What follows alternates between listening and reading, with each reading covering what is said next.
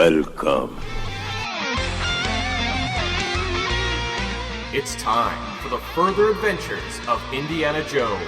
Some of the greatest adventures of my life are sitting in this museum. Big deal. Pack your bag, grab your passport, and prepare to go globetrotting with Marvel Comics' classic four-color adventures of Indiana Jones. Oh, your teacher. Part-time. Mr. Henry Jones, Jr. of Princeton, New Jersey. I like Indiana. We named the dog Indiana. Now, what shall we talk about? Further fans, IndyCast listeners, welcome once again to the further adventures of Indiana Jones. I am Joe Stuber, and all the way over in, well, at the end of the table, it is my partner in crime here, Keith Voss. Keith, the Red Line has brought you to the United States. It sure has, and it has, like Indiana Jones, has been quite an adventure. Yes, it has. Quite a long day of traveling for me. Been here for a few days, finally starting to readjust to the time, but you know, we have quite a bit to do today, so we should just... We do. No, I'm glad. Hey, look, the Red Line, it's been 2 years. Yeah. Since we've been, almost 2 years since we've been doing this segment together. Right, yeah. We finally met. It's right. It's strange seeing you. You look a little different than on a computer. You're exactly the way I imagined. It's strange seeing you in the flesh without like a computer screen staring at us. And you know what, Keith, it's, as listeners already know, it's the 5th anniversary of Kingdom of the Crystal Skull. That's so. Right. What a perfect time to just maybe sort of celebrate that. We wanted to bring in a very familiar voice to our IndyCast listeners. It is the official IndyCast correspondent. I'm kind of old Indy. It is. We're gonna bring him in as. Well, hey, he's right across the table too. Hey, it's Mitchell Hallock. Hey guys, how are Mitch, you? good. How are you? In a long time. We're in the same room together. First, this is the biggest gathering of official IndyCast reporters in the history of the IndyCast. This is crazy. 5.5 years. It's nuts. It's like VJ Day. Or V something day, VD day. Don't say VD day. We just stopped that. But yes, thank you very much. It's a pleasure to see Keith once again. I haven't seen him in a couple years since the last Connecticut Comic-Con. Yeah, that was great. With two ends. Two ends. Yes, and Mr. Stuber, it's the first time I've recognized you in the flesh. Same thing. I feel there should be a computer screen. Well, technically, I guess there is a computer screen sitting in between us. Exactly. But no, this is actually very cool. We came out. Mitch was nice enough to give us the Crystal Skull tour. Yep. As we're recording this, it's the day before the 5th anniversary of Crystal Skull. So what a time to do this. We had a great time. I mean, you've talked this up. You've gotten us excited about it. Keith, the Red Line brought him all the way in. The Red Line brought me all the way in from Ohio. So we got together today. And we wanted to just take this opportunity to really just celebrate Crystal Skull. And Mitch took us on a tour of his hometown where we visited some of the shooting locations for Crystal Skull. We want to share some of that audio with you now. Just a side note, the first couple of folks we interviewed asked that we didn't mention their names, but they were on location and you'll hear their stories. So sit back and enjoy the IndyCast Kingdom of the Crystal Skull tour.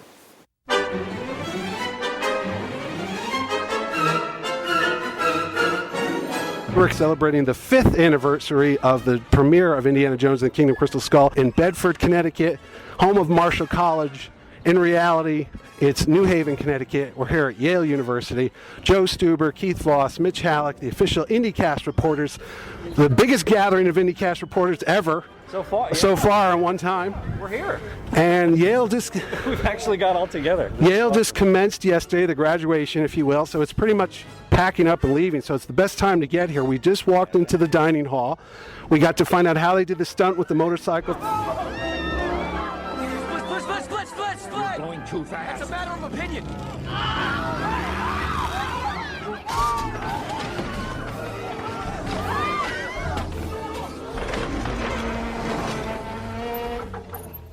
So what they did, they came in, they took over the building. We vacated the building for a month. And the first few weeks was just setting up the scene. And they came in, and it was really amazing to watch.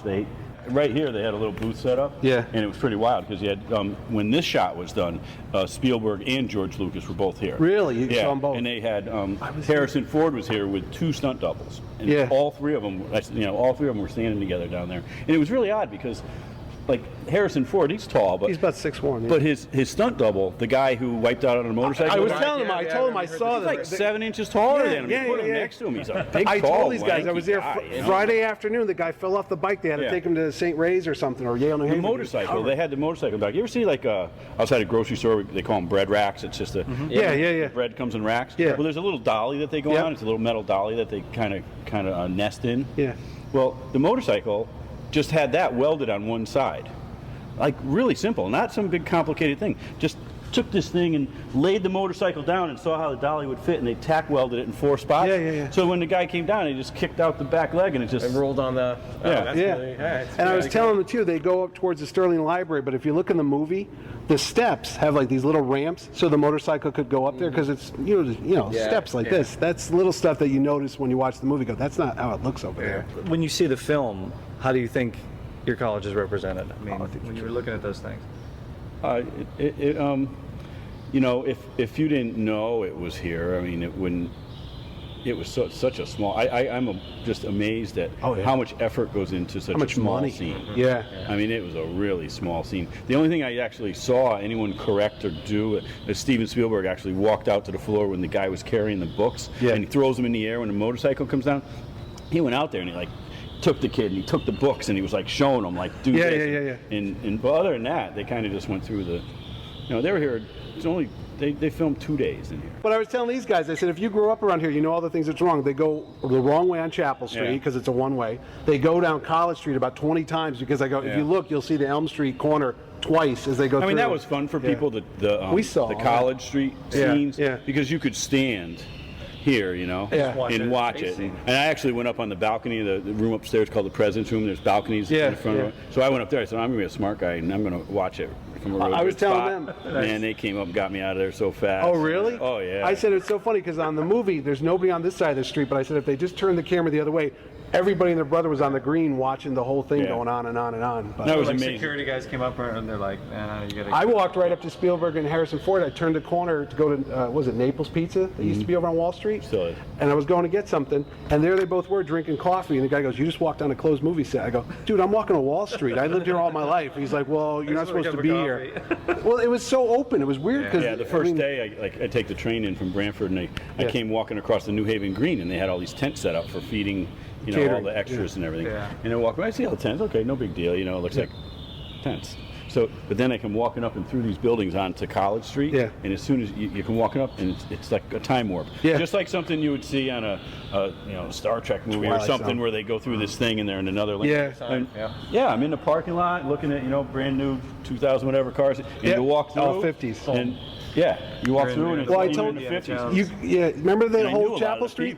No, I didn't. No, but I said, remember they took all the buildings and they made them look like 50s buildings? You don't see that in the movie, but they did the whole Chapel Street. Barber shops. They did old barber shops, old signs, but you don't see any of that. All the money they spent doing this, you don't see it for a second in that finished picture. Yeah, but there's the authenticity of that. They just want to make sure there's a vibe. Oh, yeah. Very cool. Well, thanks a lot for your time. Yeah. Thank you. Want to be a good archaeologist?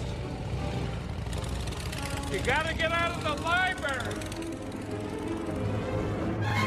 He told us how Harrison Ford slid across the floor. We always thought it was a wire pulling him, but it turned out to be he was on a red dolly, and they just slid him across the floor, which is insane. With the bread, where the bread gets stacked. They welded it side of the bike, and they moved it, which is the weird, because now I'll know how that stunt's done. And then we happen to go into Harkness Hall, William Harkness Hall, but it's also known as the home of Indy's classroom.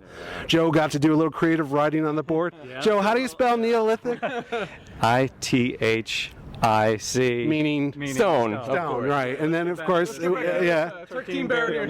All right. And, of course, Keith made the day. Wrote on the board. Joe is in seventh heaven. He wrote on the board. And, of course, Keith made the day when he wrote the words "love you" and looked up at me like a lovesick puppy dog. It's still on my eyelids. I don't know if I'll be able to get this. Yeah, it's good. The magic of podcasting. There's probably a good reason there's distance between Keith and the podcast. Now, we're walking on the grounds right now where was the communist protest going on here at Marshall College. No protesters today. A bunch of big tents, though. Like I said, they just graduated everybody here yesterday. Thousands of people were here. So they come across this field. We didn't bring our Indiana Jones and Crystal Skull DVD to check it out, but They come across here. Here's all the protester signs. I'm going to walk you to where Marcus Brody's statue was, right over here, and I'll show you what they based it on, because there's a real Yale president statue. Okay. Joe is still taking pictures. All right. All right, we're going to walk over here. So, Keith, is this everything you thought it was going to be? Yes, and more, and more. And I'm looking forward to seeing the rest of the campus. And yeah, like you said, we're going to go check out Marcus's statue. And don't you have a couple of pieces of that statue? I do. I was just telling you. Statue with quotes, of course. I could have had a bigger piece. I had it in my hand, Keith. I had it. There's only one place they could have got rid of it. Americash. I need $5,000. No, a dumpster out back. Oh, okay. If only I knew, I could have kept that Marcus Brody sting when I found it 6 years ago. 6 years, and I'm still talking about it. Crystal Skull, 5-year anniversary of Crystal Skull, and here we are, where they shot it. We're celebrating the release. We're coming over to the tree where the right underneath where they had the wire riggings. My friend, the late Scott Getzinger, had it rigged up, so Marcus's head came off the statue and landed right in the Ruskies' lap. That's right. Where they were supposed to actually get up and kick the head. There was more to that scene, but I don't know if they filmed it or they just didn't bother. But yeah, I don't remember ever seeing any type of deleted scene for that. But yeah, very cool. We're right here on this spot. This is where Marcus's statue is, basically right here. It's all grass now because it's been years now. And if you look when Indy's smiling and Mutt, they're doing the Last Crusade kind of take when he's looking annoyed. You'll see those lines in the background behind Harrison Ford and stuff when he's doing the "I'm not amused." Well, and that's a great scene in the movie too, because it's like Mutt has no connection to Marcus at all, That's and then right. even though Marcus isn't in the film, you can just tell he's missed. Yeah, because Indy is ticked off. Indy's a little angry about that. And I just thought, as much as people rip on the movie, I love that moment. Yeah, because I mean that's like you can tell that Indy. You can tell that Indy is thinking a lot about Marcus in that scene. You know what I mean? Now the real statue that they based Marcus's statue is one of the former Yale presidents. That's right over here. So while I can't show you the Marcus statue, they're just reseeding everything because people trounced it. It's the same pose, except they just made a fake one. Wow. So that's the Yale president there. Okay, so there is actually something other than an empty field we can see, which is actually cool. There's a statue here. That basically Marcus's was here, and that's the real thing. That's great. That's fantastic. This is crazy! Somebody's gonna get hurt! So you were here in the area where the protesting scene was filmed. So what were some of the things that you were seeing? You were talking about the car chase through and they blew up the planters. Vanderbilt. They blew up the planters. If you see in the movie, the planters explode. They're all rigged with I also was when they were doing the car chases up and down the road. Yep. College Street. Wow. Yep. So I mean, when you see the movie now, it's 5 years on. So like when you see the movie, do you kind of like nudge friends and you're like, hey, that's my building, and I planted that tree, and that's my fence. I thought, you know what else that was going? There's no parking meters. If you look at the movie, they took all the parking meters because I guess they didn't have parking meters in the 50s. Yeah. Okay. I don't know. And they had all the old cars. Yeah. That was really neat. What did you think when you knew it was Indiana Jones coming? I was excited. Yeah. Big fan. Because I'm a fan. Yeah, right. Well, I'm a fan of like Star Wars and all that. I like Harrison Ford, you know.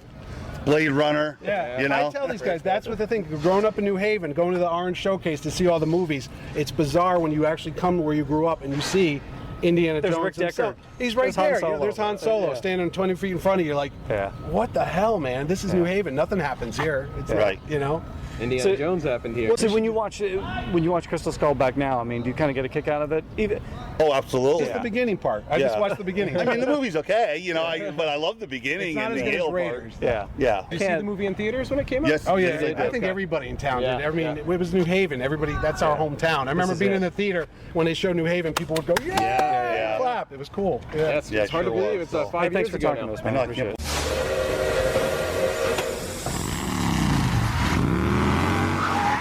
Hey, old man! You Dr. Jones? Run out of platform, kid. Hey, everybody. We're now here in Essex, Connecticut, and we're looking at the trains where Indy himself leaving, destitute, disgusted, fired, downtrodden, fired, thought to be a traitor to his own company or his own country, and he was about to get on the train. He looks back, reflects on his life, sees that it's empty and void of any human contact whatsoever. And then comes Shia LaBeouf. And then comes and then comes Shia LaBeouf. Yes. Look, it could get any worse. It couldn't get any worse. Hey, old man. Hey, old man. And then he gets insulted on top of it. It looks like we're running out of track. Where are we going here? Yeah, this is it. He gets right over here. Ready? Yeah. And this is right behind him. This is it. It didn't move because there's the Wallingford train right there. Because that's behind Mutt when he drives by. Mutt comes down here. I know you could see this on the podcast, but we're showing where Mutt's motorcycle comes down. On the left-hand side, you will see the Pullman car that has the word Wallingford. It's a city in Connecticut. Mutt Jones Williams drives by this, and he looks back and he yells up at train number 503. Hey, old man! Hey, Professor, how do you know that's him? There's a lot of old men. I don't know how he knows it's him. Hey, you're running out of track, kid. Anyway, we're here now. We're walking around. We're going to go and board the train, and we're going to be Indy fans in geek heaven. What's your name? Howard. Howard, what's your last name? Sheldon. Sheldon. Yeah. And then what do you do here? I'm an office clerk. Okay. Yeah. So you were here when I was here during the filming. I was actually out in the parking lot, but I came back in for the lunch area, and when they were filming that particular scene, it was in the first class car, and it was right down at the end of the building here, near the gift shop, and they did have the window partway open, yes. Okay. So what do you remember about the filming when they were here? Well, it was just a massive scene of people. They had a large number of people here. They had huge lights so they could film at night that just kept everything very, very bright because it was kind of cloudy that day. And I'm trying to think what else. And so most of what we're seeing in that scene is dark. It was just dark enough that they had to.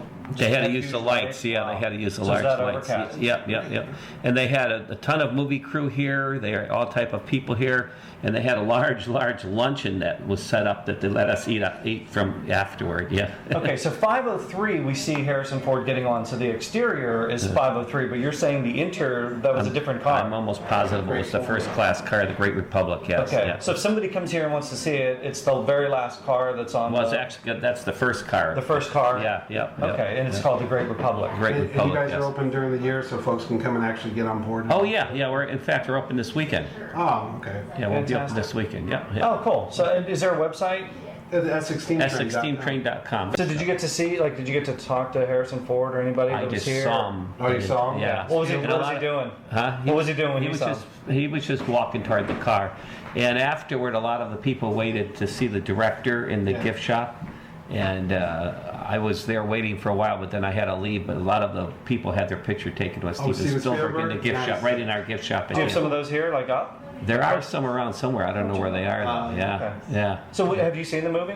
Oh yeah, definitely. It was on TV last night. Was it really? Yeah, I've seen the movie. Yeah. What do you think of it? Did you get a thrill out of it when you see the? Oh, it was an exciting thrill. When you see Shia LaBeouf coming down. The thing that was most amazing to me was the fact that they did so much. They set up all this production, setting up, and everything for such a short period of time. That's what we were saying. There were other scenes too that you don't see in the movie that I've seen pictures of, like a cab and these Russian guys were over here. I go, this isn't in the movie. So there was tons of people here and the big production here for a short few seconds. It was one day. It was like July 5th. I remember it was right after 4th of July. Yeah. They were gone. And they were so when you see that scene with Shia LaBeouf coming out of the steam, what do you think when you see that scene? Or the first time you saw it, what did you think? Oh, I think it's exciting to see it when you were here, seeing the whole thing filmed. Yeah, it's very exciting. You go to work here every day and go, you go to work, And then they had it all broken down and gone, and like nothing happened. And the next day, I got a question for you. They show a shot of like the steam engine starting, and you see the wheels and the gears turning. Mm-hmm. Is that like one of the trains here they filmed, or was that like that was our steam engine? I'm not sure if it was 97. It was a black train. I remember that. They showed. It was either 97 or 40 in the shop. It wasn't 3025. I'm not sure which one it was, but it's either that one there, 97, or the 40 is in the shop. So you guys started it up just so they can get that picture? Oh, sure. They used our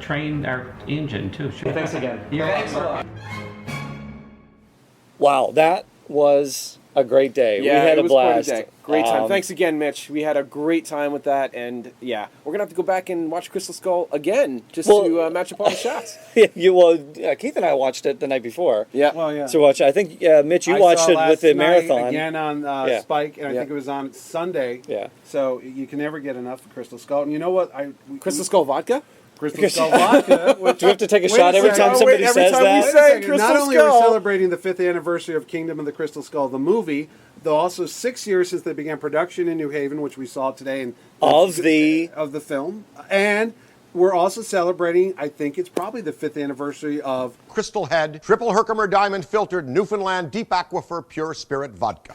And it's not that bad. It's my favorite Dan Aykroyd product of all time. The only problem is Dr. Detroit. The only problem DVDs. is, that's true. The only problem, it's been sitting in Joe's trunk the whole time we've been doing the tour, so Still it's tastes a great. little warm. Still but tastes it great. tastes great. It's been about 5 hours. I told these guys it tasted like drinking warm cough syrup, but good cough syrup. You're not coughing anymore, are you? No, I'm telling you, that's the truth. Tastes good to me. Hey, you know what was fun today though too is we got to go in and we even like kind of reenacted. You know, as you heard from some of the audio, just getting to write Neolithic on Indy's blackboard. I mean, that was I got to admit, for a total nerd. It's been a great day for me. It got a little crazy when Joe climbed out of my car and tried to get on the back of that guy's motorcycle when we were going down Chapel Street in New Haven. I did throw a mean punch though. You did throw a mean punch. I think it was a little weirder when I wrote "Love You" on my eyelids and stared at you lovingly though, Mitch. That was quite. Yeah, that got a little awkward. Was that weird? Awkward. Was that weird? I was trying not to remember that today. Good thing Marcus came in and bailed you out. Yeah. It Yeah. might be time for you to get back to Austria. I think your wife might be missing. I hope my wife isn't listening to this. But you know what, I doubt it. But I tell you what, it's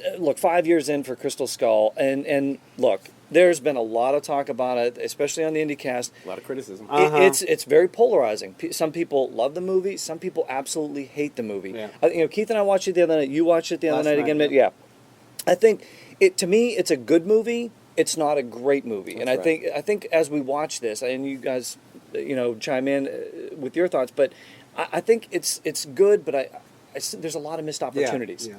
Well, I think that's the biggest problem with the movie is a lot of missed opportunities. It's such a mishmash of all different scripts, and you see a lot of elements from all those scripts that were out there, and you just wish that they could have polished it off just a little bit more before it was released. Like Mitch said earlier, when we were talking in the car, this was a movie supposedly made for the fans. Right. I don't know why they just didn't screen it for the fans and then let us give our input then, and that truly would have been a fan-driven Indiana Jones film. Yeah, of course we paid our money. Well, and like we said, it's a good movie. It's not a great movie, but when you watch with other indie fans, you still appreciate it. You have fun. Look, it's Indiana Jones on screen again. We have a great time watching it. Whether you like it or not, you still enjoy it. It's one of those things, too, we hate to bash, or I like to call it armchair quarterback, because on the ride back from the train station, in the car, we realized a turn of a phrase here, a little quick edit here. It didn't take much to polish that movie enough to be acceptable, because I said the reason why you hear so much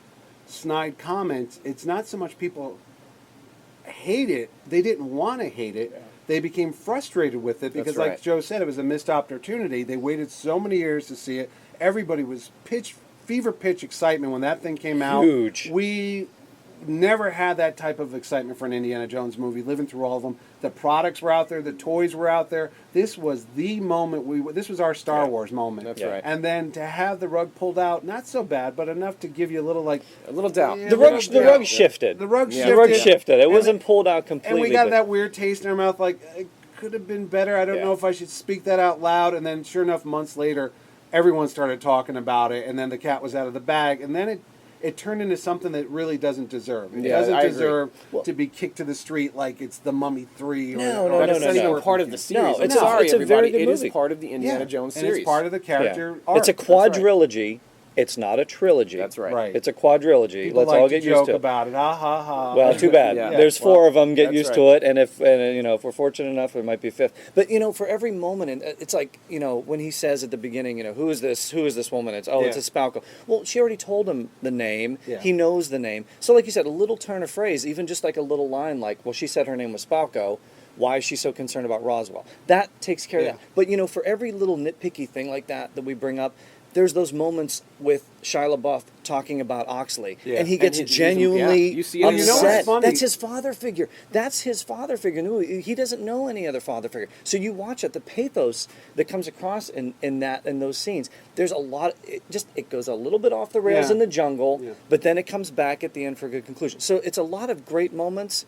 but there's a lot of weird snake. And you know what the funny bad thing snake is? joke We were moments talking about and, how on the car right here we were getting very excited and overheated too, and passionate about what they could Nerds have on done. parade. And the funny thing is, one of the things we did today, we were totally geeking out, was we were taking pictures of ourselves doing the moments, and you were writing on the blackboard, and then I got on the train and did the forlorn look, thinking about my life as an Indiana Jones. But the funniest thing about that is, some of the best moments in that movie, believe it or not to be rude, have, no, not that, well, that goes without saying, but don't have any dialogue in it. Yeah. And it's a testament to Harrison Ford's Well, acting. the one you brought up was the scene that you described that could have been in there. Was, when he's about to leave, the when whip, his the hair's whip and the gone, hat, yeah. and it would have been such a. I said it was in the book. If you read the novelization, that they talk about how his life has become like a museum piece. He's gathering dust in his own career. That's right. His dad's gone. Marcus is gone. He's got no friends or family. His career's taken from him now. The thing he's lived his whole life, and now he's there and he reaches for the leather jacket. It's in the book, but he doesn't get it, and he goes for the jacket or the tweed coat and packs his bags and leaves his leather jacket and hat behind, a la Captain Kirk in Star Trek II. And when Mutt comes back into his life and he finds Marion again and he gets this rejuvenation and a thrill of excitement. Then he's Indy That again. should have been, everybody, That's that moment. Indy's back, Yeah. you That's know, right. and we all That's should have right. been on our feet cheering. And the fact that Ford does that look when they do the Mutt chase and Mutt smashes in, or the Russians smash into the Marcus statue, Yeah. he gets that, that That angry intolerable. Yeah, like Marcus is missed. Yeah. And Marcus is missed. And you he feel the has weight of that smile scene. when Mutt picks up the skeleton. It's like, let's go this way. Yeah. And you see Indy just kind of get that little smirk, Yeah, like, like, hey, hey. he's looking like me. Proud of him. Or when they're in the cave and he's like, "What is this?" Yeah, and he's thing?" got You know, that- they're like that- really that jazzed. And sparkle, Mutt's like, sparkle in his eye, like I'm back. Yeah, man. what is Wow, this what thing? is The this? one I always like Even is Indy doesn't know what the skull is. No. No, but you he's know? like the thrill of excitement, the thrill Let's of learn. discovery. Let's learn together. That's right. It's learning, it's Yeah. education. And the one that I always like too is when they're doing the truck chase with Spalco, she's almost pushing him off the side of that 1,000-foot inexplicable cliff Yeah. in the middle of the Amazon jungle that just popped up out of nowhere. But he goes to ram his car back into her, and they do a close-up of Ford, and he's got that smirk on his face that he had when they were doing the truck chase in Raiders. Yeah. When he Which looks also over, has an inexplicable cliff in the middle of the desert. I mean, come on, in all I didn't tie fairness. that back. But you know when the motorcycle... It's the same thing. The Come on. motorcycle comes by with the sidecar, and he just looks over and he kind of looks at the Wimple. camera and is like, oh, this is going to be Yeah. fun. And he does that. I'm like, Yeah. that's that Ford Yeah. moment Same thing. Yeah. where I'm like, see, he's still got it. Right. Yeah. He's never lost it. He just needed to be serviced by a better story. Yeah. Yeah, or Well, the story's good. or one story, Right. One One focus focus story. story. That's Yeah, right. As, Yeah. as And- Keith mentioned, it was an amalgam of Yeah, scripts coming yeah. into. And speaking of the novelization, I mean, if you haven't read the novelization, definitely do that. Go read because it now for the go 5th read it now for the anniversary. 5th anniversary, because there is a huge backstory there with Oriana, with the Russians finding Indian Mac in the desert. Yep. There's a huge backstory there. So definitely read that. And Yeah, it's all like those it's little those cracks. artifacts that they found Right. when they were in the trunk. Right. That's all explained. That's in the all book. explained. And Yeah. all those little cracks in the story that maybe you aren't happy with, some of those Some get are filled filled in. in. Some Yeah. of those get filled in. So, I mean, you shouldn't have to have an Well, you outside have the source, luxury but we of a do book have it. because it's not a 2-hour storytelling Right. element. You could add as much. And of course, the character Dark Horse description. comic adaptation as Yeah. well. That Had feels some bits. that's Those got are some in there. deleted I scenes in even there think too. the football scene is in the Football novelization. scenes in the comic book. Yeah. Well, in the novelization, I'm not sure. I don't remember if It's in the comic book. It's in the comic book, book for yeah. sure. Yeah, John Jackson Miller. I mean, did think that about it. one. We've got the warehouse scene at the beginning, which is classic. I love the mean, warehouse the scene, warehouse yeah. scene is perfect. You've got the motorcycle chase where Indy's launching himself off, flying through windows, Yep. throwing punches. Yep. You've got a lot of great moments between him and Mutt. The exchanges going on, the climbing through the caves and different things. And you've got a knockdown drag out with Dovchenko With at those the ants, end. yeah. With the ants. I'm Ants, sorry yeah, if you don't that's like the ants. Pat Roach Tough. fight. Yeah, the- tough. the It's ants up are there great. with them. It's The a great ants are favorite. You know what? I was just thinking now. We all say it's the scene in the jungle there with Oxley that brings Starts that to movie. go off the rails. It starts to go Yeah. off the rail. I was just thinking this now.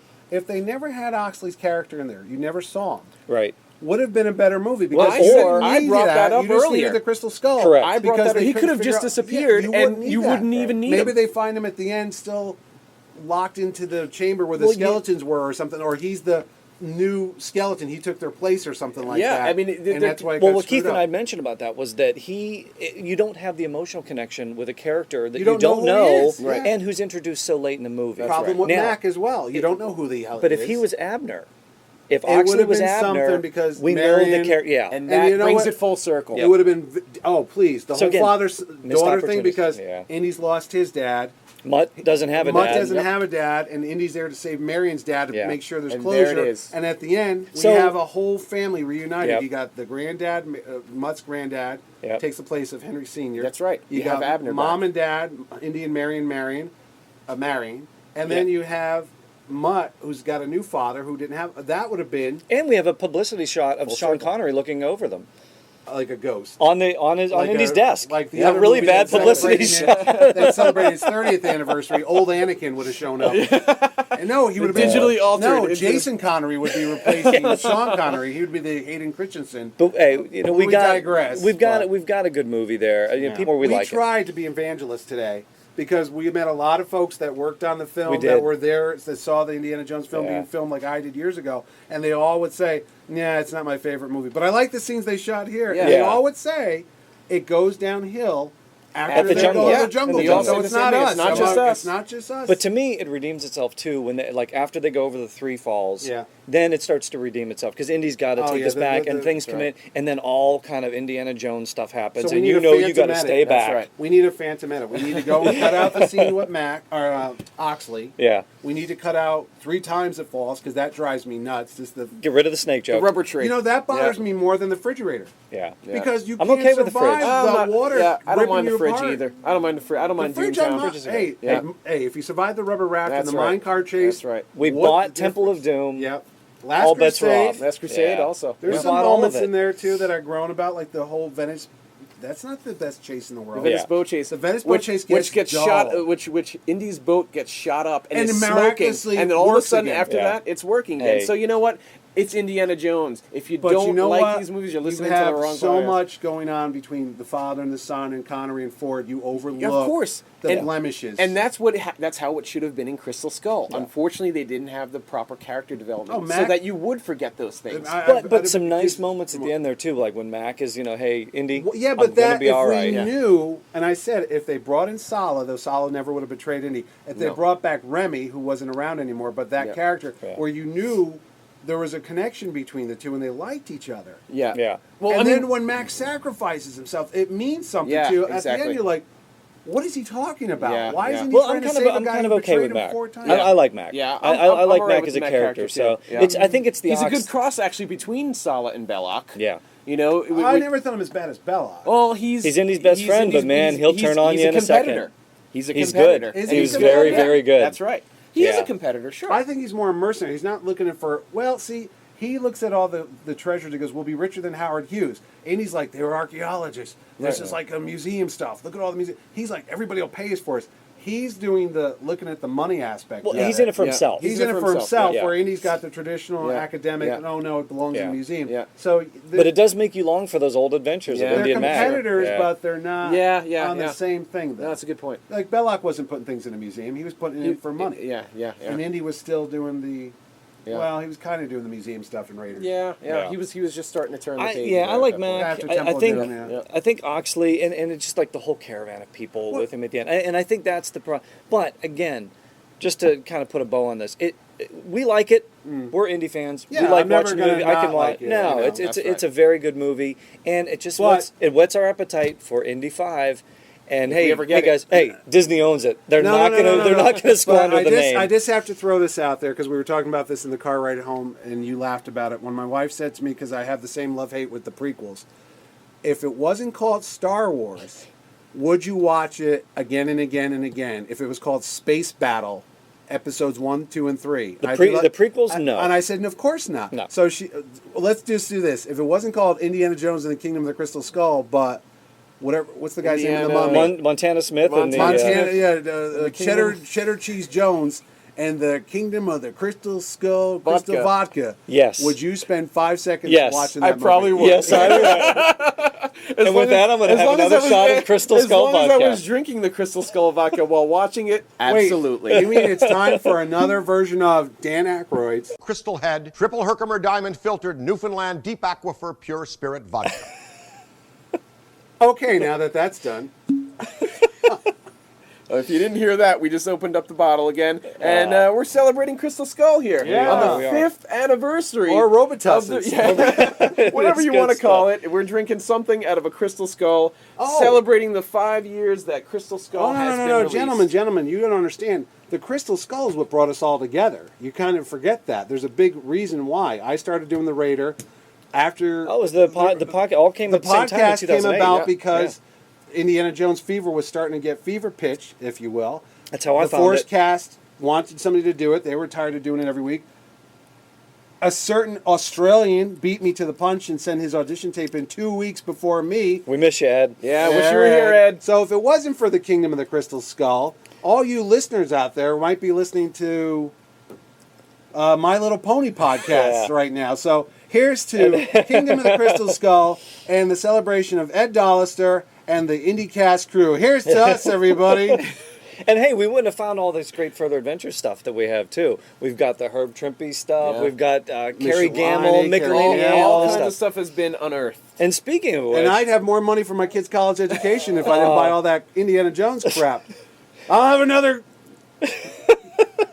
Well, speaking of Further Adventures, we've got a cliffhanger to finish up here, guys. Yeah, we've left Indy in the lurch. We've left Indy in the lurch. We are going to go to... vodka sucks. More for us, Mitch. More for us. Someone's sending Dan Aykroyd an angry email, I know. I think my liver is... We've got the Further Adventures of Indiana Jones, issue number 16. Oh my goodness. The Sea Butchers, Chapter 2, Death on Dark Waters. Keith, how about a creator rundown at this point of this issue? Let's do it. Further Adventures of Indiana Jones, issue 16, with a cover date, April 1984. We got the plot by David Michelini, pencils, our buddy Herb Trimpe, inks by Vince Colletta, letters by Joe Rosen, colors by Robbie Carosella, editor Elliot Brown. Thanks, Elliot.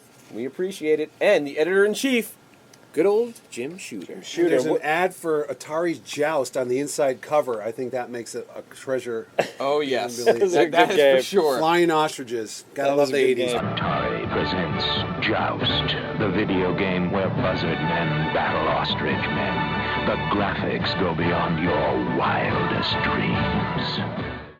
Hey, speaking of that cover, how about that cover by Herb Trimpe, guys? What do you think? Yeah, that's a cool... again, you got the Bantu wind going up against a submarine. It's very very reminiscent of Raiders of the Lost Ark, the scene of the scene in Raiders when the Nazis pull up next to the Bantu wind and they board the Bantu wind. Herb likes to draw ships and planes. And overhead shots. And overhead shots. And busy. And we talked about how busy this cover is. I love it. And look at that. I mean, you got Indy swinging over, you got guys shooting at him, then you got Emeralda Vasquez also on the cover. Our villainess. And let me tell you, if boys are interested in indie collectibles, you could buy the original artwork of this cover at our good friend Anthony at Anthony Snyder's World of Art, original art, because I almost did a couple years ago in Philadelphia, and I think at the time it was $1,000, but for this cover. Yeah. And but what a cover! I know, and it's by one the of these legendary things. Herb Trimpe. I walked right over to Herb and said, "Hey, look, I'm about to buy your there. cover for $1,000." He goes, $1,000? I wouldn't pay that much for it. And I think that's why I walked away. Sorry, Anthony, but thank you, Herb Trimpe. Yeah, exactly. You saved my kids' college fund. But if you want it, I do believe if you go to eBay and look it up, you'll probably still find it out there. It's a great cover. It I is mean, a great cover. It was just too much more than I wanted to spend. Yeah, and it almost looks like Spider-Man. Yeah, it is. The way the whip very, is bending, and the way his arm is, and his legs, it could be a Spider-Man pose for sure. Again, like we said the last time, Herb, thank you for keeping Indy's fedora on the entire issue, because a lot of the artists just knocked it off because they didn't want to draw it. But man, he's got it on. And well, why don't we get into the story itself? Yeah, spoilers ahead. We're gonna. But hey, look, we got to get Indy out of this jam here. Yeah, he's in quite a pinch. I'll take a little butter with those crabs. Yeah, exactly. You know what? This time Indy's not eating crabs. The crabs are about to eat him. Hallock. What is that? I think that's my name. Well, yeah. Mitch Hallock is joining us. Mitch Hallock is joining us today. Yeah, I love the look. The last one we left him. Indy, he was up to his neck in trouble after being buried in the sand by Emeralda Vasquez, as you mentioned. She's on our cover. Yep. And her dastardly cohorts. These rock crabs. They're moving in for the kill, man. Yeah. Can rock crabs kill you? Maybe, but the tide definitely could. And I mean, the tide could, but I mean, is scarier than the crabs. Yeah, but should we worry about the crabs at all or not? I mean, they're just I had them once, but they're not as bad as you think.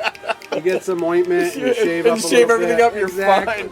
But let me tell you, Joe, I don't know if crabs can kill you, but they will ruin your social life.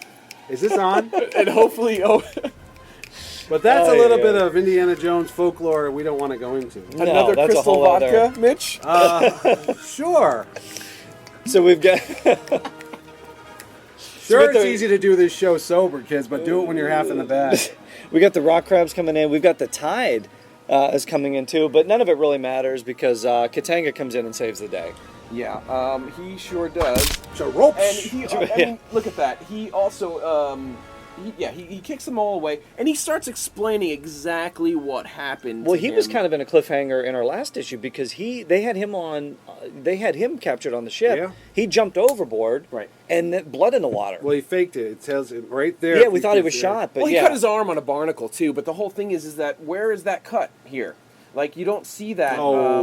Well, I mean, come on. I'm more worried how he didn't get eaten by a shark with the blood in the water. Well, exactly. But the thing is, if he's bleeding all over the place, he's wearing that thick white sweater. I mean, how was there no I think blood? it's a licensing thing. They don't change their clothes from what they were in the movie. It's like Scooby-Doo. They're wearing the first 30 issues of Marvel Star Wars, they wore the same exact clothes every issue, and it drove me up a wall. And I know Indy wears his adventure outfit, and he has his We're used to that, yeah. But it does kill you when you see Katanga. Like, they must not have Still a lot wearing of the clothes. sweater. He could at least wear that nightgown that Marion had. I bet he wasn't the first one to travel with those pirates. Easy. It's a long time out at sea, boys. Anyway, let's get back into it. He saves Indy. The operation isn't going as planned, they say, and then here's where we get Mitch's we get favorite recap. Mitch's favorite part of the book, our recap here. Yeah, just in case you missed it a mere 30 days ago, let's do a very text-heavy panel. I don't think you could put the phone book in there and get it all in. Yeah, you got those 1, 2, 3. You got those 8 panels. 7, 8. Yeah, I mean, it's a lot of exposition. Yeah, we talk about the last issue, when last we left Indy, there are those aerial photographs that he took of the temple, which could prove that the Eskimo culture was brought to North America by primitive seafarers rather than nomads. That was the impetus for him to go on this adventure. He bailed Katanga and his crew out of a Panama City jail. He needed a ship that could carry all this stuff back. We had that big brawl on the docks.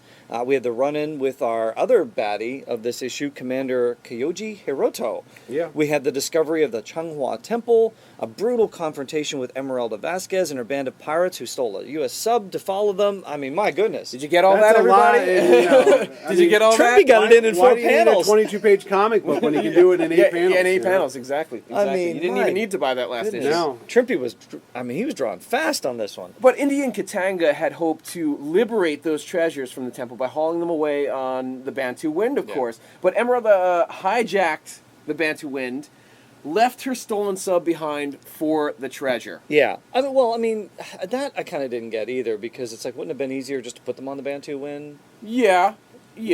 But I mean, but then again...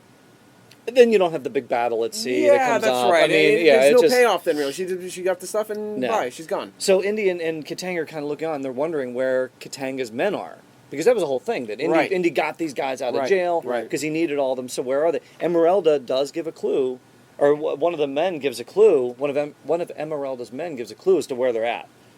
Yeah, it looks like they're all back at that temple. Yeah, he says they'll be resting in pieces. They'll be resting in pieces. So they yeah. Katanga and Indy, yeah. Katanga and Indy head back to that temple, and do they find a big surprise when they get back there? Does it look like one of those Looney Tune cartoons? Yeah, like when they pack it. Should be written on every stick of dynamite. There's like sticks of dynamite everywhere. It's like packed in, like Yosemite Sam should be just like jamming this warehouse full of stuff. Well, but yeah, they're all tied up in there. All the artifacts and the temple and the men are about to be destroyed by this. Yeah, this is a strange little part of the book. What do you guys think of this? I was so annoyed by this. I told you the first thing that jumped out at me was the very bad drawn image of a hand holding what looked like a switchblade knife. That's not Herb Trimpe's art. That's not Herb Trimpe's art. It looked like one of those attempts where they figured the reader couldn't understand what's going on, even though if they didn't read the word balloon. Yeah. We're going to insert this. I guess it's Indy holding this knife because a moment ago it looks like the knife that he tries. Remember when he runs Marion, into the tent? Yeah. Right, and Marion's there, and he pulls. It kind of looks like that knife. It could be that knife. Yeah, he's thinking he can cut the wires to the detonator, right, and save both the men And all the the artifacts, artifacts that yeah. are inside. So Indy's like thinking, yeah, they But save them, but Katanga's save like, the no, you artifacts. can't cut any of those wires. What if you like cut the wrong one and it just like totally trips well, everything and off? He's like trying to carry out all this stuff. I told you guys it was really jarring because it reminded me of Mac, speaking of Crystal Skull, where you suddenly see Indy going, oh, forget the fact that these 20 guys are about to be blown to bits. I can run out of here right now and save myself and all these treasures. And He's then like shoving stuff in his yeah, pockets. Yeah, exactly. and then it's wake him up. Katanga the pirate. That's like, oh, you're doing yeah, you gotta like. There's men in here, Yeah, Indy. that's you more gotta- important than your right. dust gatherers. But but But Katanga like pleads with him. He's like, Yeah, and he says, he's like, and he says a "Please." great line. He says, "Indy, the past is dead. My men are alive." And then in his mind, look at in that- his heart, Indy knows that Simon is I mean, right. and look at that close up of Indy's eyes. You know what I mean? That's He's like, pretty intense. Simon says. These things, yeah.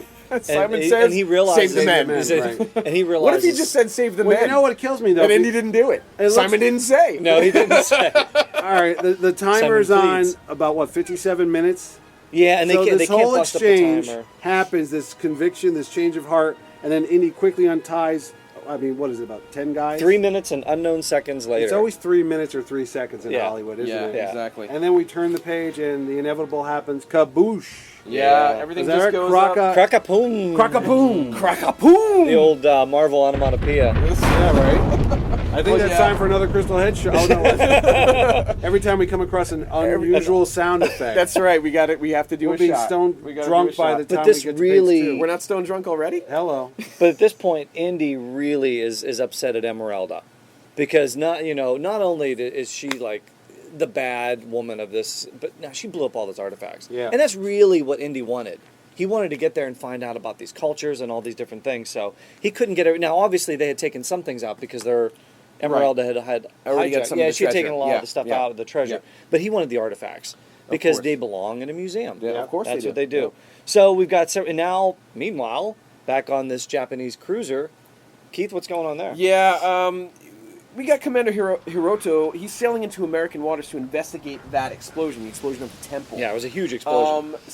But we get an interesting exchange here with his lieutenant, and his lieutenant says those are American waters. We kind of can't go over there. Yeah, that would be a bad thing. And he's like, no, we're going. We're going to Yeah. go check that out. Yeah. There's something going down over there. Well, and remember too that he knew Indiana Jones from the last issue. Right. He knew that Indiana He's Jones trouble. had. Yeah, He knows he's trouble. He was trying to get him to reveal what was going on before. Exactly. So he knows up. So he's going to go in there. Now we're back on back on the sub. We've got one of Emeralda's men is a bit preoccupied with a cigarette. Yeah. I mean, think again, Michelini- another little You strange. think Michelini was just thinking Trying to about quit? smoking or something? Yeah, you know it what I was mean? very odd. He's like, I'm not going to get a cigarette for weeks. I didn't even think they knew nicotine was in a cigarette back in 1937. I or was like, whatever hey, this dude, is. Indiana Jones is sneaking up behind you there. Don't worry so much about the smokes. Yeah. Yeah, Indy sneaks gets up on him, Yeah, though, he gets and the he gets a drop drop on on him. Yeah. That's a big sub. Yeah, Yeah, and then, but meanwhile, Because it's in a river. That kind of anyway, I digress. Yeah. I mean, how did it get there? I mean, how deep is that water? deep enough. It's like the sub in League of Extraordinary Gentlemen when it's in Venice, because I've been in Venice. Yeah, I me didn't too. realize how big those canals could be that you could fit this massive Captain Nemo. Not anyway. happening. Not happening. No. I've been to Venice And too. when they blow and they float. And okay, let's not go there. But anyway, now we're back on the he Bantu gets wind. a stick on him. And hey, these guys are pirates. Emeralda's men are pirates, and this one pirate got caught with his hand in the cookie jar. Yeah, apparently there has to be some. The crew has to be disciplined, and Yeah. boy, are they ever. Well, they're stealing stuff. The one, she says, this Judas who was caught slipping booty into his own pocket. Really? Look, you saw what she did in the last issue. Right. Yeah, well, You're gonna mess with us. I mean, you look at it. She's wearing this purple jumpsuit. I don't know how the coloring is in your book, but Yeah, brown in this like one. a dark red. Like really That's strange because vibrant. Mitch is looking at the omnibus. Yep. And it is like a reddish and day. purple. Yeah. I don't know what that is. Yeah, it's like a brown khaki or something. I just think it's the aging. Like a I mean, crimson those kind of red. But then it flips over. Yeah, and look, Herb Trimpe had mentioned this before in his interview. He said the coloring. It was done by girlfriends and stuff. Yeah, no one knew on who these was doing books, it. it's just not. It's not the strongest. So it's not the best. But the thing is, Yeah. this dirty-handed trick. If you're going to play Russian roulette with somebody, man, you're stacking the deck here. Oh, Every my God. chamber's full. This poor guy doesn't have a chance. But the guy's like, whatever. I'll Yeah, man I'd up. rather I'm die. gonna man up. He's like, I'll get through this, and then I'll go. I'll have a good laugh when it's all over. This is his punishment. Boom. This is his punishment. She tells him he has to play Russian roulette Right. with this dark. gun, With 6 and he's like, "Well, bullets. hey, look, I got a 1 in 5 shot. Well, a no five, pun I got 5 shots to I do don't this think right." there's any empty chamber here. No, they're not. I mean, No, look at her emptying the gun after the guy shoots himself. That's pretty Exactly. dark What for did a you comic guys? book, man. What did you guys think about this? 'Cause- That's what I'm saying. Back in the 80s, Even if you're an that's why adult we were reading this, you're tougher like, back yeah, then. of course. That's well, right. how did this escape the comics code? This guy blows his head You're off. not. Well, no, you. And this no, was no, approved. wait a second. If I recall the comics code, bad guys can die by their own hand, and you can't get more by their own hand than here because he's shooting himself. So you think that's why they did that? I do know for a fact, even on the cartoons, if you watch any of those G.I. Joe cartoons from the Yeah. 80s and all that, the censors would allow the bad guys to die as long as they ended up doing something that caused their own demise. Even if it was suicide? If they ran back into a building my where they put God. their own bomb and it blew up and they killed it, but Batman couldn't kill him. Or Superman couldn't Well, that drop might him. be that. This might be a But this question for guy did Michelini himself. then. Yeah, it might be a How did he question. get that How did through? he get that past the code? Because we thought it was That kind was of harsh. We That's thought it was pretty kind of harsh. crazy in the last issue where they sliced the guys. Let me tell and, you. That they slashed the guy's throat. I Yeah. remember reading at the same time this came out, like mid-85. What was this about? 84? 84. 84. Okay, a couple years later, you're going to get The Killing Joke. And that has a famous scene. Oh, This yeah, is a with Barbara. Batman, Yeah. Joker, Oh, yeah. DC Right. comic That's book. right. And there's a scene where the Joker shoots Barbara Gordon right in the stomach, and right. it's one of those jarring moments in Yeah. comic history You're not that... quite sure what he does to her afterwards. Yeah, and then too. there's a whole Yeah. other thing too. But the thing of it is, it was off screen. Right. But just the shot of her getting shot was so jarring. That and was I was jarring. like 18, 19 years old. You never saw that. Yep. Elektra. I wonder, is this around the same time as Frank Miller's Oh, when- Elektra? yeah, when he yeah, Bullseye takes Bullseye. the sword Yeah. and lifts her off the ground That's as he right. puts a what do you A call sigh. it? A sigh right through her guts. That's right. This was a harsh time for kids Yeah. to be Yeah. reading comic books. Yeah. This is not your, kid glove, so to speak. No, No as pun we've said intended. before, this isn't an Archie book. I mean, No, this is Indiana this is Jones for, was pretty rough. I mean, they Yeah. weren't. well. It's know, harsh. Let me just tell you, it you is would never harsh. see that nowadays. I don't No. even think. I don't No, think so. I don't think- Now, think you could now go with with the suicide stuff, I mean, this is. But yeah, I mean, it was Definitely find out how it you was let already that go. Yeah. It was already established last issue just how harsh she was by ordering her own men Yeah. to Cut kill throats. to cut throats, and I mean she's not a good person. Well, regardless, it's a controversial scene. It's kind of a shocking scene. But you know what? That's the world of Indiana Jones. And speaking of Indiana Jones, Professor Jones has arrived. Yeah, that's right. That sub that he commandeered earlier in the book is back. So, and like I said, wouldn't it have been easier yeah. just to put all that stuff on the Bantu win, like you said in the first place? Yeah, I mean, that's what I thought there, too. Because obviously, she has some of the stuff on there, but, why did they have to have it on the sub? And it could I have been wonder on if that deaf rat is still on the Bantu wind. Oh yeah, from the Ark, the one that's spinning in circles. Yeah, It was cool. that's probably their pet now. It's They call him Arky. Arky the rat. Arky. Yeah. So anyway, the sub arrives. Another one. Yeah. Indy's in charge now, and he's threatening to blow up the Bantu wind. That's not the first time the Bantu wind has been threatened to be blown out of the water. Be on that boat. We will take what we wish and then decide whether or not to blow your ship from the water. Yeah, and so she sent now, Emeralda's like, okay, now I've got to get the advantage back. She says to Gunther, what a diverse crew Emeralda has. Yeah, I mean, that's she's right. got she's got hiring Germans. Cubans. Yeah. Mr. Clean. Is this just did she just go around and just find out all these cast-offs it's from kinda other on the bad guy Batman TV agencies? show, when they would always have those goons that work for him. Yeah, yeah. Like yo ho, yo hi. Yeah. I always be like, did Yo-ho! they Yeah. put an ad in the paper wanting goons for bad guys? Reported Joker's secret lair on Tuesday. You'll have matching clothes and a dental plan.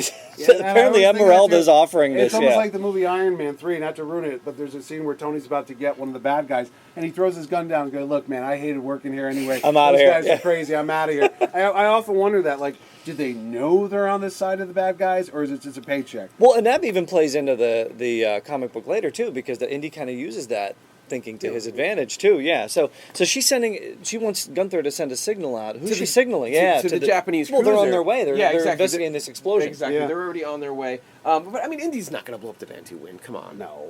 He's not. Got too many memories of those lone coldy nights with Marion and the rat, Arky. Pa-boom! Pa-wham! Ka-wump! Oh, wait, I missed one. Wump! Oh, yes. Hit me. We do have ka-wamp and wump. Wump. What is that? Oh, that's the sound underneath. I guess we're underneath the waves with the depth charges. Or did I jump ahead? Well, but I mean, they're telling Japanese cruiser that they're under attack by this submarine. So the Japanese start like dropping depth charges and like on Indy sub. Indy sub. I mean, they submerge. They start going under, and poor Harry. Yeah, Harry gets wasted, but you know what? There's a beam that comes he and takes still Harry out. has a use even after death. There is use for old Harry. Even after death. So, yeah. Yeah, and Smokes, Mr. Smokes from earlier was all worried about his nicotine habit. Yeah. He comes back and he's just like, we must take this ship back for Emeralda. Like, he's still on her side. And, that's that stick that Indy almost hit him with. Well, and that's the thing. You mentioned of like, hey, she's the bad person here. She's got you under attack. And so Indy uses what Mitch was saying to his advantage of like, we're on the same side. The enemy of my enemy is, my friend here. That's right. Said by a man who was decapitated by his own people. It was in the Star Trek movie set. I'm sorry, guys. Go back. We're not talking about Star Trek. Wrong podcast. Wrong podcast. By the time this is over, Keith hasn't seen it. He doesn't want to see it. So they got a plan. They're going to, look, let's trick, Hiroto into thinking that those depth charges work. So they're just going to like shove a lot of debris and oil. Quick thinking Indy is always. Yeah, shoot it out the torpedo tubes. But and poor Harry gets also put into that mix as well. Yeah. So they decide to use poor Harry, the body of Harry, the late departed Harry, to throw that in, and that body will float up with the debris and the oil, and then Hiroto think, oh yeah, I took him out. So yeah, but he's not that dumb. No, Hiroto's not that dumb. He isn't outsmarted that easily. I don't think he sticks around. They see that the Japanese ship is pulling out. Indy's like, good, but we're gonna have to get out of here fast before Emeralda can weigh an anchor. Right. So Indy has another plan. Yeah. Because that plan he got from an episode of Star Trek didn't work, where they fired the Romulan dead body. And this isn't Star Trek, Mitch. I'm so excited. I think Mitch wants to start his own Star Trek podcast. You just can't hide it. That's for sure. It's too much of this Romulan ale. Oh wait, this isn't Romulan ale. This is Crystal Head, triple Herkimer diamond filtered Newfoundland deep aquifer pure spirit vodka. We've got the return of Sombrero. We've got the return of our buddy Sombrero from the last issue. Those Japanese, Joe. Well, it's his redneck buddy Eddie. It was like hanging out with him. Exactly. I mean, it's crazy how they put this dialogue Can I ask a question? Yeah. Why is the guy voguing in that panel there when he's on the headset? I don't understand. He's doing this Madonna turn into the camera when he's talking to the people on the headset. Who's he looking at? He's breaking the fourth wall. Yeah, very strange. But anyway, yeah, it's a little strange. I know. But yeah, it did seem a little jarring. We've got Sombrero. We've got his redneck cousin Eddie, who's talking about he's glad the Japanese are taking off. We also got some life vests covered in gold and treasure. Yeah, who knew that jewelry floats? Yeah, so all the life vests certainly do. Well, yeah, okay. The greed takes over. Sombrero jumps in the water. And one of the strangest comments in any Indiana Jones book ever. Say it. Ever. I will say it.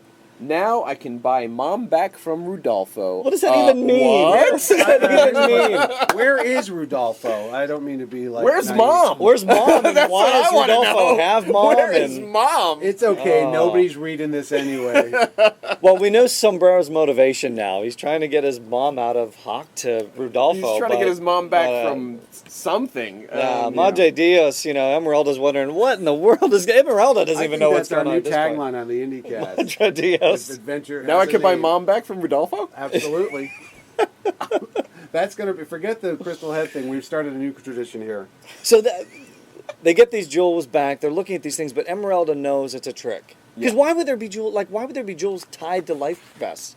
from the port side. Yeah. Here comes the sub. Oh, and that's a great shot by Trimpe. That is. I do. Great Yeah, artwork that's a there. good one right there. That's the a whole great battle shot. scene erupting. Yeah, could you imagine that in a movie? When God, it's just that would still be great. waters, and all of a sudden this sub just rises up and just. And the crew from the Bantu in Katanga, they're all going at it. He's doing Spider-Man stuff. Yeah, they're throwing that grappling hook up there. But Emeralda says something pretty sinister here. A bonus for every head that rolls. So Yeah. you know there's going to be lots of blood.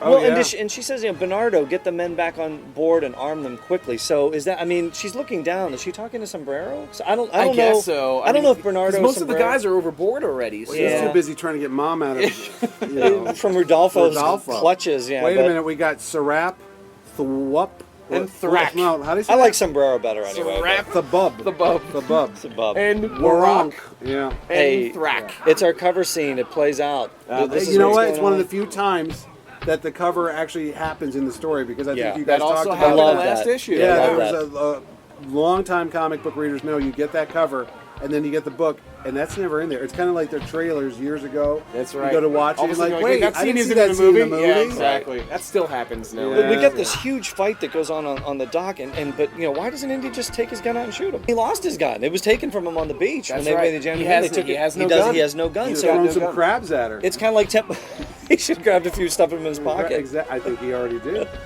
But it's like Temple of Doom. He doesn't have the gun, So That's if he's right. going to reach for his gun, he doesn't and she have throws it. a knife at him, and we get that sound. Shunk. Shunk. Yeah, it's really great how Look they at did. the jumping. Lot of good fight I'm scenes. telling you, she goes to take a swing at him, and he just does a Spider-Man jump. It's Yeah. like, Yeah. You know what I'm saying? I Yeah, mean, Katanga comes down to help too, and look at that. Indy just decides, what? I don't make a policy of hitting ladies, Oh, I but you love know that. what? I I'm love gonna that. knock you Well, right he's out. been playing by the Boom. rules up to this point, Yeah. and Well, now you it's know like what? all bets are all off. bets are At the off. time of this must have been that infamous Barbara Walters Sean Connery interview. You did an interview in which you said, not the worst thing to slap a woman now and then. As I remember, you said you don't do it with a clenched fist, it's better to do it with an open hand. Yeah, remember that? Yeah. Yeah. And I didn't love that. I haven't changed my opinion. Well, he's Indy's And dad, it's so like Indy learned father, from the best, like father, like son. Oh my God! She's yeah. a baddie. She's Wham a bam! baddie. Thank you, Esmeralda. Hey, Thank you, Trimpe. The guys, Indy, Katanga, they get the Bantu win back. Wait, Yeah, whoa, they whoa. do. Did we talk about how the Japanese just started World War II before Pearl Harbor? Well, do they think they're heroes? It's like Well, they're firing that's upon a strange. ship I in know. American waters. They've established this. They're in American waters. They're Yeah. firing on the sub. That's this pretty the stolen intense. sub. Yeah. That's pretty intense. And yeah, they destroy. Well, before they even destroy the sub, Emeralda gets on there and she figures, you know what, I'm going to get to that gun and I'm going to get my own shots off here. Yeah. And that But woman, before she no does nuts. that, She crazy. Yeah. She crazy. But yeah, in a matter of seconds, the sub just gets absolutely obliterated. Yeah. Mitch. Oh, Karaboom! That's it. I've been Question- waiting for that. The question of sanity becomes as silent and dead as the wreckage that sinks slowly beneath the dark waters of the Pacific. Yeah, it's and like that sub just goes down. And you know what? At this point, we know Emeralda's gone. Yeah, she's done. And you know what? I think this art is gone because something happened. Well, I think Trimpe was late. Well, the coloring bothered me for the whole book because, I'm sorry, did the Bantu win? Did I miss that last issue? Became a solid gold ship? Yeah. Yeah, it's crazy. Yeah, It's it's not me, because I'm like, how did it go from being that dark rust bucket from Raiders to this to gold? It's the whole thing. I kept looking and go, why is this Well, yellow? again, Herb Trimpe in our interview mentioned he was not very happy with the color. Oh, he was like, who's that guy? The colorist again? But don't you get a sense here that with the last few pages that the book was running late? Robbie C. It starts to feel really rushed, especially the epilogue. I'm guessing, we didn't get a chance the to ask. epilogue, We didn't get a chance to talk to Herb about this, but I'm guessing the book might have been running late. Yeah. Oh my it looks God. like these last few pages, maybe he just did some Well, breakdowns the on thing them. of it is, the drawing of Indy drying himself off with a towel, he looks like Dagwood Bumstead. Yeah, You know what he I'm looks saying? like super thin and who like looks drew like that? very sickly. No. That is not Herb. And the house and the tree. There's Oh, that no scene detail. in Connecticut. Speaking of Connecticut, I like how the epilogue, going full circle on today's show, days later, in a cottage near the Connecticut campus of Marshall College. Which we were there And today. we're That's why I Indy's say house. it looks rushed. It looks like somebody just That slapped this tree is together in the horrible. Marvel office. I bet you Herb didn't even I draw don't even this. think, it doesn't even look like Trimpe's work. That might have been an Elliot Brown thing. I don't know It could who have it been. is. To be honest. Well, It might because have been the inker. when you look at Indy, It doesn't look anything like No, Trimpe's it doesn't look like Indy. the art in the last 20-something pages. No. I mean, Yeah. this it's, is not... it's very rushed. But you know what? It's probably Vince Coletta's work. But what's It could've been. probably what's Or more just whoever was interesting- around the Marvel what's- office at that time. That's yeah, right, like that's whoever right. warm body that can hold a pencil. What's more interesting than the artwork is the information that we see in this in these 3 panels. Yeah, this we set up start for a to nice find out tease. what's going on with Marion. Yeah. She's apparently taken a leave of absence from her PR job with the museum. and She was she's doing so well at that PR Oh, job. right, all those things that she was The doing. female mud wrestling. The leaflets from the hot air balloons. Yeah. My goodness. It turns out she's headed to Greece. Greece? Yeah. What's in Greece? Why would Marion be going to Greece? I think What she's the looking for a devil little for? Abner. Abner? Abner's dead. Or is he? Find out next time in Further Adventure phase. Abner Ravenwood, dead or alive, Don't folks? miss it. Dun dun dun. Hey, we finally get the search for Abner. Another great adventure. Looking forward to the search for Abner. This is going to be a great one. But, a little bit of unfinished business. We've got some stuff to give away here, Keith. Is there a drum roll? Is that Charles Nelson Riley? I think there's some match game music playing. We've actually been drinking like they do on the match game They today. do, yeah, Wait a yeah. second. Those liquid lunches. I think this is the time Joe reveals the blank of this week. We're not going to wrap it. We're going to give our listeners a couple more weeks to all figure right. this out. So yeah, why don't we? Basically, what this is, if you missed us on the last IndyCast, we've got the 2009 Dark Horse Free Comic Book Day comic. This has the Indiana Jones and the Temple of Yearning. Temple of Yearning, yeah, right. Exactly. Great one, So yeah. we're celebrating the recent Free Comic Book Day by giving this one away. We're playing a little match game here. So are you ready to match the stars? I am ready. All right, let's give our listeners another shot. Mitch, would you like to read the question in your best Gene Rayburn voice? Or your worst. Or your worst, whichever one works. Can I buy a vowel? It's not Wrong that's show. wrong All game, right. no. Wrong sure, show. I'll do that. A little, what's the Charlie Callis? Or you could do it in your best Brett Summers voice. What's the question again? My young indie voice. Do you want me to read this now? Yeah, Read go for it. Go All for right. it. Go Am for I it. reading? Where am I reading? You're right there. Oh, I was married to Jack Klugman, you know. I used to make love to Oscar Mattis. Here we go. Match game for Free Comic Book Day, or Free Funny Book Day. When referring to the cover of issue 1 of Further Adventures, Joe said, Indiana, you forgot the I. Just read Indiana the script. Jones has got a big blank. Now, all you gotta do, IndyCast listeners, is fill in that blank and send us an email at thefurtheradventures@gmail.com, and you can win Indiana Jones and the Temple of Yearning Free Comic Book Day. It's free. It's a free comic. And a date with Brett Summers. Or Mitch Hallock. Go listen to the Wait, answer. we don't want to lose You don't want to do that. The answer is on IndyCast 132. Go check it out. Send us an email. You could get a free comic. Are friends and family eligible? No. Oh, because I think I know. You what have it- like 30 copies of these. We're in a comic book store recording this I know. today. By the way, folks, we're at the Alternate Universe Comic Book Store in Milford, Connecticut and New Haven, Connecticut. Check them out for all your comic book and gaming needs. Hey, how about some emails? Mister, get your arm out of that mailbox. I mean now. Dear me, I haven't had so much trouble delivering a package since the incident in Vienna. Well, our first email comes in this week from Patrick Hayes, and he writes, Sam and Keith. How you doing, Sam? How you doing, Ralph? Morning, Sam. Morning, Ralph. Sam? I mean, wait a minute. I hope Patrick really listens to the show. You know it's Joe and Keith, right? Anyway, Who's Sam and Keith? I thought your We name don't was know. Sam. Yeah, I'm we fine. thought I'll so. be but Sam. Sam and Keith, aren't they like a band or something? They might be. I don't know. Well, Sam and Keith. You feel like Isn't starting a that a band, cartoon? Joe? I don't know. No, I'm not gonna start. Anyway, I'll be Sam. We'll forgive Sam you. and Keith are a comic book. Sam Oh, Keith, Sam that, Keith, yeah, he that did too. the Max, right? Well, anyway, Yes, our thanks. first email comes in from Patrick Hayes. He writes, "Hey, Sam and Keith. Sam, I'll be Sam. I love listening to your contributions to the IndyCast. Not paying attention, though. As a hardcore comic fan since high school, graduated in 1985, I love to hear your interviews with all the Marvel contributors I grew up reading. I had a letter printed in Star Wars Dark Times #5 a few years ago, and couldn't help but press Dark Horse about the future Indiana Jones comics.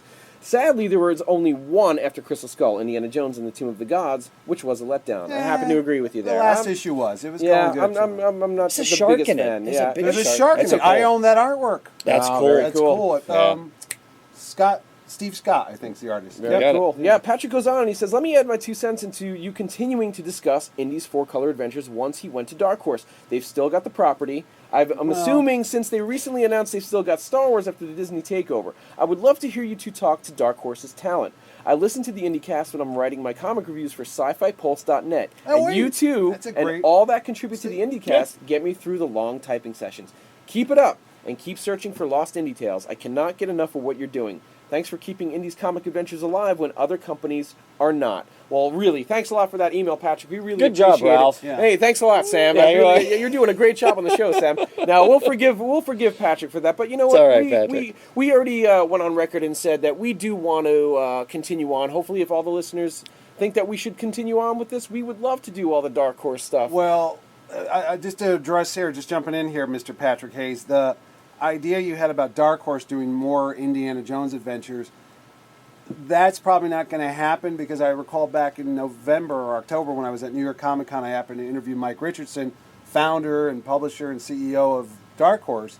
This was weeks before the announcement that Star Wars was part of now Disney's property, and they kind of hinted that Indiana Jones, well, he didn't hint, he kind of told me directly that there wasn't any indie books in development. And I have to think after this whole Disney takeover, if there is ever going to be another Indiana Jones book, it's going to be back at the Mighty House of Ideas. Yeah, I would think. Marvel Comics. I mean, it's like Star Wars is going back there next year. It'd be great to go back to Marvel again. Go full circle. I mean, Why if we can not? get the further adventures of Indiana Jones, pick it up with issue Get the band 35. back together. Get Yeah. Louise on it. Get her back on it. They're all still around. Could start with issue 35 And take we always, it back. we always right ask up. them, what would you want to do with Indy? They all seem game to be getting back into the game. Oh, let as me far tell as you, Indy they all goes. say that Of because course. even Ryder Wyndham, he has a great story Yeah, idea for a yeah. Vietnam Indy. That's Hey, a look, lot you've of got good We've got 1938 to 57. That's a big expanded universe. Well, gap. but you've also got the backstory too, That's- like how to like we Indian talked about Mac. Abner, Indian Mac, Indian Marion, Indian Abner. I mean, So there's a many lot places of to stuff, go. so. Who's to say the Adventures of Mutt couldn't be? That's something a that's- 4-part miniseries. Sure, why Why not? not? You could I have that. understand, as much as we were bashing everything, Yeah. it's like they had a book years ago, King Conan. Yeah. Conan the Barbarian when he was older, and his son Khan, not to be confused with Connecticut or Comic Con, happened two on Ns. August 24th at Trumbull Marriott. But I'm saying it was a great story because it had a younger version of the Conan character. It wasn't Conan the Barbarian, it was a smarter, wiser adventurer. And who's to say that a smarter, wiser version of Indy, a la Mutt, wouldn't be fun to see for 1 or 2 issues? Sure, I'm not why not? saying Just make it a 30, miniseries. A miniseries, a backup feature. Why That's not? an You could do Indiana a Jones little story mini in the tale. front, and Yeah. in the back 3 or 4 Marvel pages. used to do that all the Oh, they used to time. do it with the Rocketeer. That's how that started. I would be you know? fine with that for a free comic book day. Yep. You know what? To Do be it honest. like they would do all the things. The Adventures of Sala. Look, you're making these books nowadays Katanga, Jock. so niche. You Yep. know you're going to that audience. I know it's not going to sell 50,000 books, but let me tell you, the comic book market, the way it is now, no book sells 100,000 copies. That's the sad state of affairs we live in. A book that sells 10,000 is pretty commonplace. I can't imagine a book about Indiana Jones going to the fans that are out there, and I know there's more than 10,000 of us. Yeah, for sure. Would support such a book. Well, Maybe and the not thing monthly. is, Disney doesn't buy properties, and Disney doesn't spend the doesn't kind of buy money Just to put them to the side. Yeah, you know when what I you've mean? got They're gonna when you've exploit got them. a worldwide recognized name like Indiana And Jones, it's they're going to do timeless. something Guess what? with You don't it. have to worry about how old Indiana Jones is. You just have to worry how the artist draws him. Exactly. So don't give me this, oh, well, he's too old. It's a Yeah, book. It's a that's story. right. Superman's 75 years old this year. Yep. He still looks 30 years old to me. I think mean, we're going to come see some on. more indie tales. Yeah, I think we are. But to answer Patrick's question, Yep. you know, we've got 34 issues. When Keith and I originally started this, we thought, you know what, let's go through these issue by issue. 34. Let's see where we're at after that. If there's still some interest, if we're still digging up some stuff, if we're still talking to some creators, we'll take a look at that. But hey, we're only on issue 16 right now. We still got more than half the run left to go. So That's right. we've got a little ways to go. But Patrick, thanks for checking in with us, and we Oh, wait a appreciate minute, you the guys thoughts. also are going to cover the adaptations, aren't you? Of course. The Temple Of course. That's Yeah, coming yeah. up. So Absolutely. Coming up soon. You've Yeah. got more books than you could shake a stick at. Let's shake for a sure. few sticks at them. Let's shake them. Hey, you know, after this is over, boys, I think we have enough money to get my mom out of Hawk. From No, Rudolfo. Okay, that's it for the day then. As Indy tells us, we are out of time for today. Class is out of session. Keith, happy anniversary for Crystal Skull. Happy almost anniversary for the Further Adventures segment. Been great doing it with you. It's been a blast, and you know what? This today has been an absolute blast. Going around New Haven with Mitch and doing Essex Steam Train. That was great. I mean, seeing where Indy got on that train and where Mutt pulled up on that platform. We just had a great time today. It's been a great few years doing this Further Adventure segment and really celebrating 5 years of Kingdom of the Crystal Skull and really just celebrating all of the Indiana Jones films. And it's great getting together, finally, the three of us sitting down in the same room. Three amigos. The three amigos sitting down in the same room and being able to just speak Indy. And we hope that all the listeners out there really enjoy what we're putting together today for you guys. Yeah, Mitch, thanks for taking us on the tour today. We're glad. Oh, this was such a treat that we were able to get all three of us together to record this. This is something we've been wanting to do for a long time. We wanted the listeners to hear this. We'd love to get Ed in on some point. We had such great visual moments to reenacting the scenes from the movie right in the Olympic. All those pictures will be up on the Flickr page and Facebook page, and of course on the Further Adventures Facebook page. The Raider.net, we're going to have them up there. I mean, I'm sure I'll you're going to have there because put the links up there. I usually link up the pages we have devoted to the movies on the anniversary. So if you missed the tweeters. The tweeters? The tweets this week, that's the Crystal Head Vodka talking, I swear to God. If you missed the Raider.net Facebook page or the Twitter stuff that we put up there or I put up there, go back, check out the links, read all about the behind the scenes of Crystal Skull. I wrote all that stuff. It's great really stuff. I mean, there's a ton. And there's videos. I was just telling these guys I haven't put up in 5 years of the set, how things look, the props, the things that were going on. Now's the time to put that stuff up there. So better time to the anniversary. See my kids when they were half their age. Yeah. And when I was darker haired and thinner, it's fine, What better time than the 5th anniversary of Kingdom of the Crystal Skull? So, exactly. Mitch, this has been a blast. Great, guys. I wish we could do this more often. We're only missing the man himself, Ed Dollista. We're missing you, bud. Yeah, we'll have to get him. Bring the band back together for the first time. Right. One day it will happen. Mitch, thank you very much. Keith, thank you very much. Rich, we're here at the Alternate Universe Comic Store in Milford, Connecticut on 389 Bridgeport Avenue. Stop in if you have a chance for all your indie needs, like I said. There's indie comics here. There's a bunch of Further Adventures here. I got 2 issues of Further Adventures here that I'm going to get signed at some point. So. And if you're in New Haven and you want to do the Yale tour and I'm not available, you're right there on Chapel Street. You'll see the gates where you crashed through. You'll see where the rally was, where the Marcus statue was. Go to Harkness Hall, the first floor, the classroom on the left on College Street. That's Indy's classroom. We were then there. Go down the dining hall that says Woosley Hall. It's on the cover of Grove Street and College on the left. That is where the Marshall College library is that we went to. The library? Library. The library. It says, stay out of the classroom. So it's all nuclear library. But if you're there and you do the tour, go 1 block down on the corner of Chapel and Park, and you'll go to the other alternate universe where there's more Indiana Jones comic books. Very cool. Or better yet, get in touch with Mitch. Shoot him an email. Mitch will give you a tour. I'll give you a tour. Mitch will give you a tour. I've got nothing to do all day. No, seriously, guys, it's a fun tour. It is. It was a great time. And you know what? Guess what? New Haven's also the place of great art. As we were looking for Indiana Jones stuff, we went into the Yale Art Gallery. Yeah. And there wasn't Richard Amzell pictures or Drew There's real stuff. There's real stuff, whether it's Van Real Gogh's, history. Manet, Monet, stuff that would impress, things that belong in a museum. Or actually in a museum. Go out there and go to the Yale Peabody Museum, see the dinosaur eggs, see the mummies, see all the cool stuff. New Haven, it's a great place to be. So there's my plug. And it's where they for the shot tourism. part of Indiana Jones and where the they Kingdom of the Crystal Skull. That's right. And where I was born. Thank you. Good night, everybody. It's been fun. Mitch will give you the tour. Keith and I will give you a review of issue 17, The Search for Abner. I can't wait. It's coming up the next time on The Further Adventures of Indiana Jones.